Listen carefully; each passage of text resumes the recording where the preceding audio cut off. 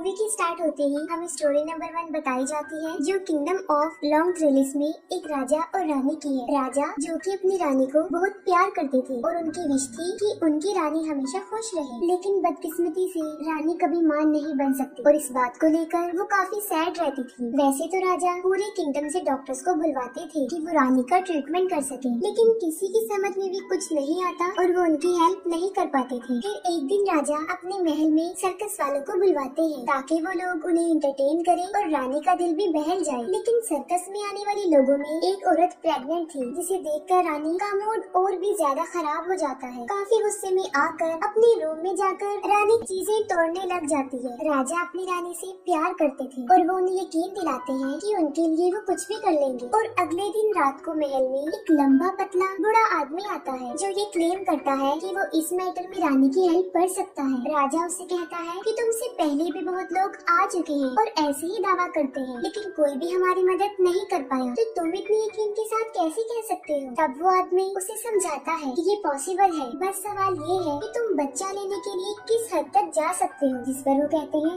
आखिरी हद तक। वो बूढ़ा आदमी कहता है कि मैं जानता हूँ कि नेचर कैसे वर्क करती है और पूरी दुनिया एक बैलेंस में है। और वो कहता है कि अगर तुम एक जिंदगी हासिल करना चाहते हो तो उसके लिए तुम्हें एक जिंदगी सेक्रीफाइस भी करनी पड़ेगी ताकि सब कुछ बैलेंस में रहे, कुछ भी इम्बैलेंस ना हो। और वो लोग इसके लिए एग्री हो जाते हैं। राजा को टारगेट दिया जाता है कि वो सी क्रिएचर का शिकार करेंगे, जिसे मारने के बाद उसका दिल निकाल लिया जाएगा और उस दिल को एक ऐसी औरत पकाएगी जो अभी तक प्योर और बिल्कुल अकेली हो, जिसे बाद में रानी खा लेगी और वो प्रेग्नेंट हो जाएगी। क्योंकि उन लोगों को बच्चा चाहिए था, तो राजा सी क्रिएचर के शिकार के लिए निकल जाते हैं और उनका टारगेट उन्हें एक रिवर में मिल भी जाता है, जो कि एक बहुत बड़े साइज का व्हाइट कलर का मॉन्स्टर था। राजा उसका शिकार करने के लिए पानी में जाता है और जब वो मॉन्स्टर सो रहा होता है, राजा उस पर वार कर देता है। राजा उसे मारने में कामयाब तो हो जाता है, लेकिन इस फाइट के दौरान राजा भी जख्मी हो जाता है। राजा इतना ज्यादा जख्मी हो जाता है कि मौके पर ही उसकी भी मौत हो जाती है। लेकिन तब तक राजा उस मॉन्स्टर का दिल निकाल चुके होते हैं और रानी खुद उस दिल को एक कपड़े में लपेटकर महल में ले आती है। उन लोगों की मेड्स में एक औरत ऐसी थी जो अभी तक प्योर भी थी और अकेली भी, और उसे ये ऑर्डर दिया जाता है कि वो उस दिल को रानी के लिए पकाएगी। लेकिन दिल को पकाते वक्त उसे भी अजीब सी फीलिंग्स होने लगती है और वो भी अचानक प्रेग्नेंट हो जाती है। और जब वो दिल पक जाता है तब उसे रानी भी खा लेती है और वही होता है जो उस बूढ़े शख्स ने कहा था। फाइनली रानी भी प्रेग्नेंट हो जाती है और एग्जैक्ट बिल्कुल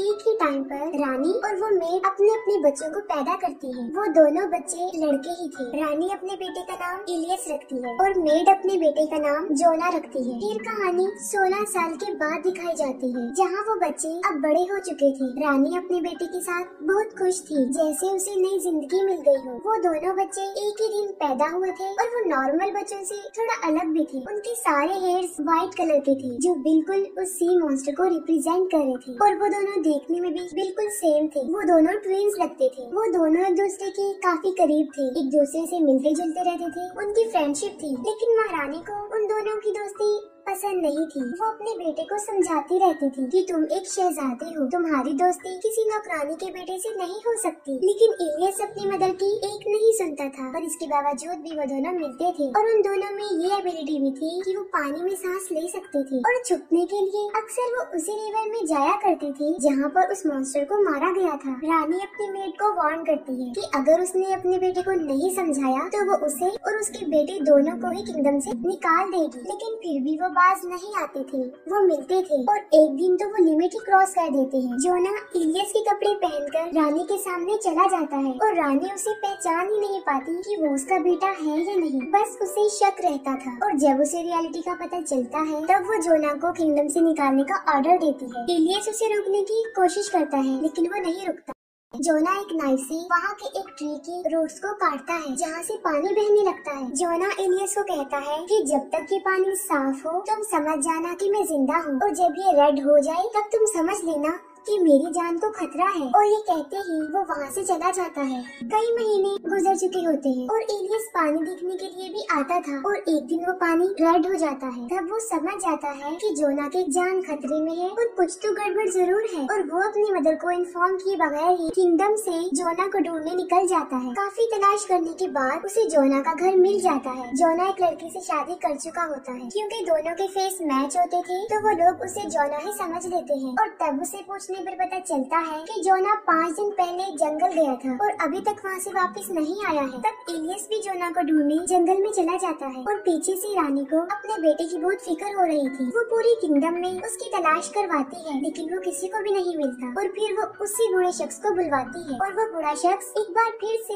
वही डिमांड कर देता है कि अगर महारानी अपने बेटे को वापस लाना चाहती है तो जान के बदले जान देनी होगी, और वो इस बात के लिए मान भी जाती है। जंगल में जोना कहीं पर फंस गया था और काफी जख्मी भी हो चुका था, और तब एक उड़ने वाला मॉन्स्टर उस पर हमला करता है और उसे जान से मारने की कोशिश करता है। जोना की चीखें सुनकर एलियस को उसे ढूंढने में आसानी हो जाती है। वो जोना को ढूंढ लेता है और अपने तलवार से उस मॉन्स्टर को मार डालता है, लेकिन वो फ्लाइंग मॉन्स्टर उसकी अपनी माँ थी, और उसे ये अंदाजा नहीं था कि उसने अपनी माँ को ही मार डाला। लेकिन बार्गेनिंग भी यही हुई थी, जान के बदले जान। जोना की जान बच जाती है और एलियस किंगडम का बादशाह बन जाता है, और यहीं पर स्टोरी का एंड हो जाता है। स्टोरी नंबर 2 एक किंग और एक बूढ़ी औरत की है, और यहाँ का किंग काफी अयाश था। हर वक्त उसके पास लड़कियाँ रहती थी और वो खुद शराब के नशे में रहता था, लेकिन अभी तक उसे कोई रानी नहीं मिली थी, कोई ऐसी जिसे किंग दिल से एक्सेप्ट करे और उससे शादी करे। उसी महल के पास एक गांव में 2 बूढ़ी औरतें रहती थी। वो दोनों बिल्कुल अकेली थी और घर से इतना बाहर भी नहीं जाती थी, और उनकी शादी भी नहीं हुई थी, जिससे ये साफ जाहिर था कि उन्होंने अकेले ही वहीं पर वैसे ही मर जाना है। लेकिन उनकी आवाज बहुत प्यारी थी। उम्र के लिहाज से उनकी आवाज किसी बूढ़ी औरत की तरह नहीं थी।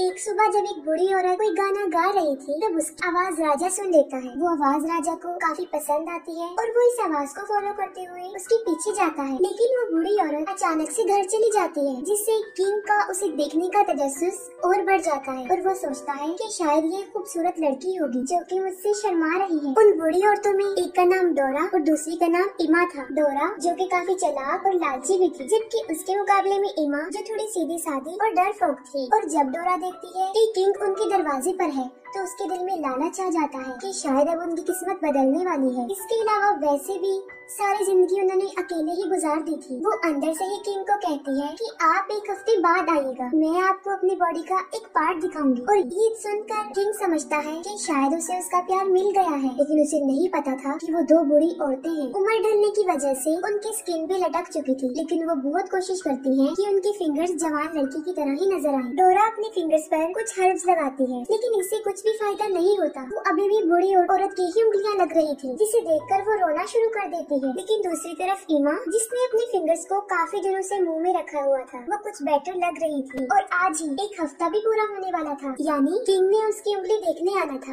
और डोरा जो कि बहुत चालाक थी, वो अपनी उंगली की बजाय इमा की उंगली दिखा देती है। अब किंग खुद पर कंट्रोल नहीं कर पा रहा था, जो उन्हें देखना चाहता था, लेकिन वो जानती थी कि अगर किंग को उनकी इस हरकत का पता चल गया तो वो उन्हें सूली पर लटका देगा, जिसके लिए वो फिर एक शर्त रख देती है। वो कहती है कि मैं आधी रात को आपके महल में आऊंगी, जिसके लिए शर्त ये होगी कि वहाँ पर बिल्कुल अंधेरा हो, महल की सारे कैंडल लाइट्स बुझा दिए जाएं, जिसके लिए किंग एग्री हो जाता है। अब इमा डोरा की बॉडी को किसी ग्लो केमिकल से टाइट करती है ताकि वो एक जवान लड़की की बॉडी लगे। आधी रात को किंग का एक आदमी डोरा को लेने आता है और उसकी शर्त के मुताबिक महल में अंधेरा होता है। सुबह को उसे फील होता है कि कुछ तो गड़बड़ है, और जब लाइट में वो उसे देखता है कि उसने एक रात एक बूढ़ी औरत के साथ गुजारी तो वो गुस्से से पागल हो जाता है और डोरा को अपने महल की खिड़की से बाहर फेंक देता है। लेकिन जंगल में डोरा बच जाती है और उसके साथ एक मैजिक हो जाता है। वहाँ पर एक विच आती है और देखते ही देखते वो बूढ़े बदसूरत डोरा एक जवान लड़की में चेंज हो जाती है, जिसके बहुत लंबे खूबसूरत सुनहरे बाल थे। और अगले दिन किंग शिकार के लिए उसे जंगल में जाता है। एक ही नजर देखते ही उसे डोरा से प्यार हो जाता है और वो उसे अपने महल में ले आता है और अपनी रानी बनाने का डिसीजन लेता है। डोरा कुछ भी नहीं जानती थी कि वो जवान औरत कैसे बनी, लेकिन उसे अपने सिस्टर इमा अभी भी याद थी और वो उसे अपनी शादी पर भी इनवाइट करती है, जबकि एमा को भी अंदाजा नहीं था कि उसकी बहन अब एक जवान लड़की बन गई है और अनकरीब वो क्वीन बन जाएगी। डोरा अपनी बहन को जो ड्रेस भिजवाती है वो काफी कॉस्टली होता है। एमा उसी ड्रेस को पहनकर शादी में जाती है और वहाँ पर डोरा उसे सारी स्टोरी बता देती है और वो अपने दिल में विश करती है कि उसे भी अपनी बहन जैसा जवान बनना है। जब एमा ने डोरा से पूछा था कि वो जवान कैसे हुई, तब उसने मजाक में कहा कि मैंने अपनी बूढ़ी स्किन उतार दी, लेकिन एमा इस बात को सच समझ लेती है। फिर वो एक लोहार के पास जाती है और उसे अपना नेकलेस और एक्सपेंसिव ड्रेस देने का वादा करती है, इसी शर्त पर कि अगर वो उसकी स्किन उतार दे। वो लोहार तो एमा से भी ज्यादा बेवकूफ होता है, वो उसे जंगल ले जाकर बांध देता है और उसकी स्किन उतार देता है। काफी डिस्टर्बिंग सीन है और वो उसी जख्मी हालत में वापस आती है और जाहिर है उसने मरना ही था, वो मर जाती है। लेकिन दूसरी तरफ उसकी बहन डोरा का मैजिक भी ज्यादा अरसे तक नहीं रहता, वो भी बूढ़ी होना शुरू हो जाती है और जब उसे खुद इस बात का रियलाइज होता है कि अब वो बूढ़ी बनती जा रही है तो वो वहाँ से भाग जाती है और थोड़ी ही देर में वो अपनी असली एज में वापस आ जाती है और पूरी की पूरी बूढ़ी औरत बन जाती है और इस कहानी की यहीं पर एक सैड एंडिंग हो जाती है। स्टोरी नंबर 3 भी एक किंगडम की ही है। राजा काफी अजीब थे, उनकी रानी की काफी अर्सा पहले ही डेथ हो चुकी थी और वायलेट उनकी बेटी थी, लेकिन फिर भी उन्होंने शादी नहीं की और वो अपनी बेटी वायलेट को भी दिल से प्यार नहीं करती थी। एक दिन बादशाह देखता है कि उनके हाथ पर एक पैरासाइट इंसेक्ट है जो कि खून पीता है। राजा को वो काफी अच्छा लगता है और वो उसे अपना खून पिलाता है और वो उसे शीशे के एक बॉक्स में बंद करके रखता है। हर रोज वो उसे अपना खून पिलाता था। वक्त गुजरने के साथ साथ वो इंसेक्ट बड़ा होता जाता है। दूसरी तरफ वायलेट जो अब जवान हो चुकी थी, जो किसी शहजादी की ड्रीम देखती थी, लेकिन बादशाह थोड़ा इर्रिस्पॉन्सिबल था और उसे इस बात का ख्याल नहीं आता और वो अपने इंसेक्ट के साथ ही खुश थी जो कि अब काफी बड़ा हो चुका था। लेकिन एक दिन वो पैरासाइट बीमार हो जाता है और मर जाता है। राजा उसकी सारी स्किन उतार देता है और अपनी बेटी को कहता है कि तुम्हारे लिए हस्बैंड ढूंढने का वक्त आ गया है। वो कहता है कि मैं एक कंपटीशन रखने वाला हूँ और जो भी उसे जीतेगा वो तुम्हें पा लेगा। वायलेट इस बात से खुश तो होती है लेकिन थोड़ी सी अपसेट भी, क्योंकि वो खुद अपनी मर्जी का हस्बैंड तलाश करना चाहती थी, लेकिन फिर भी वो अपने फादर के इस डिसीजन को मान लेती है। पूरे किंगडम में ये ऐलान किया जाता है